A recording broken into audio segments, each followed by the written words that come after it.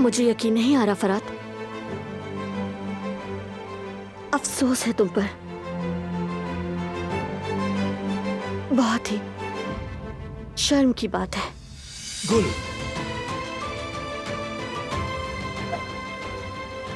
तुम बिल्कुल गलत समझ रही हो। तुम्हें समझना चाहिए मेरी सिचुएशन को। जो सुनना था सुन लिया और अच्छी तरह समझ गई। दारिया से बात कर चुके हो। गुल, ऐसी बात बिल्कुल नहीं है। प्लीज मेरी बात सुनो। हाँ, गुल बेटी, कहाँ हो तुम? ये बिजनेस मैटर है, इसके अलावा कुछ नहीं। बस इतना जान लो।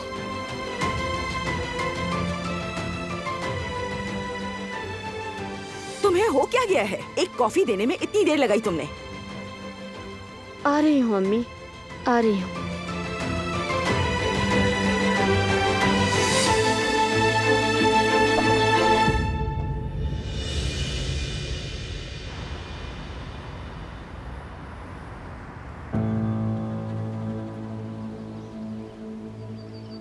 कैसे बर्दाश्त किया आपने ये दुख? आपने अपना बच्चा खो दिया, फिर भी आप इतनी मजबूत कैसे हैं?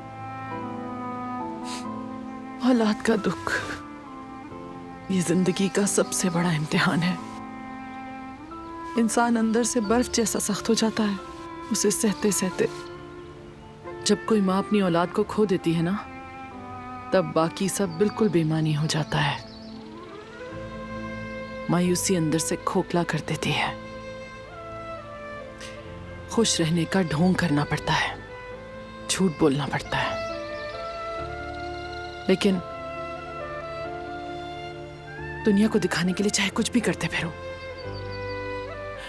अंदर एक बेबस और लाचार माँ हमेशा बैठकर अपनी औलाद का इंतजार करती है।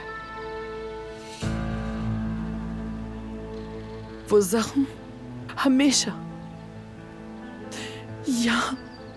यहाँ तकलीफ देता है, बहुत। दर्द कम नहीं होता, वक्त के साथ फैलता है और आहिस्ता आहिस्ता इंसान खुद उस जख्म का हिस्सा बन जाता है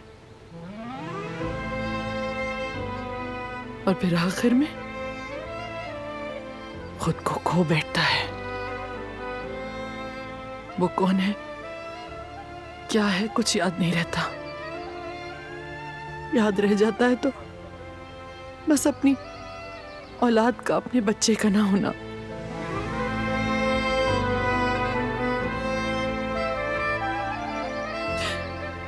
तुम्हारी माँ ने भी ऐसी ही जुदाई झेली है मेरी जान। प्लीज बताएं, प्लीज कुछ तो बताएं। मैं उन्हें देख नहीं पाई, लेकिन कम से कम आपसे ही सुन लूं। उनके बारे में सब कुछ बताएं, मत छुपाएं प्लीज। तुम्हारी माँ एक टूटी हुई औरत थी। दुनिया के तूफान ने उसे चिकनाचूर कर दिया था, परेशान कर दिया था।